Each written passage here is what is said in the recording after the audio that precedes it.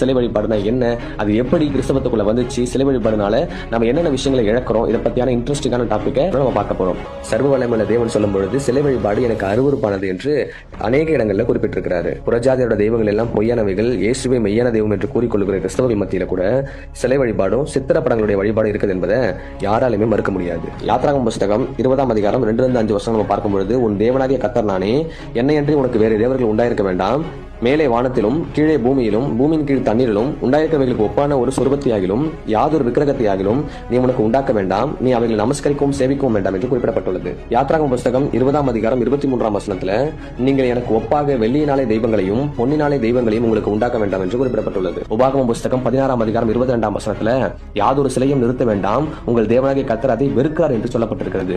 உபாகமம் புஸ்தகம் 27ஆம் அதிகாரம் 15ஆம் வசனத்துல, கர்த்தருக்கு அருவருப்பான காரியமாகிய தொழிலாளிகளுடைய கைவேலையால் செய்ய வார்ப்பிக்கப்பட்டதுமான யாதொரு விக்கிரகத்தையும் உண்டு பண்ணி ஒளிப்பிடத்தில் வைக்கிறவன் சபிக்கப்பட்டவன் என்பார்களாக என்று சொல்லப்பட்டிருக்குது.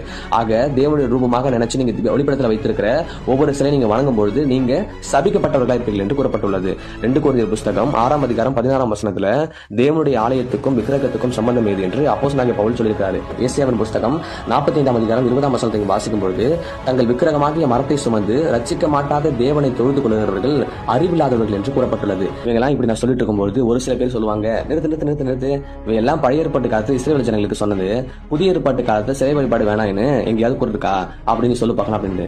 புதிய ஏற்பாட்டு காலத்துல நிருபங்களை எழுதும் போது அப்போஸ்தலர்கள் விக்கிராராதனை பார்த்தீங்கன்னா ரொம்ப கொடுமையாக சொல்லி கடுமையாக எச்சரித்து இதை எழுதியிருக்காங்க.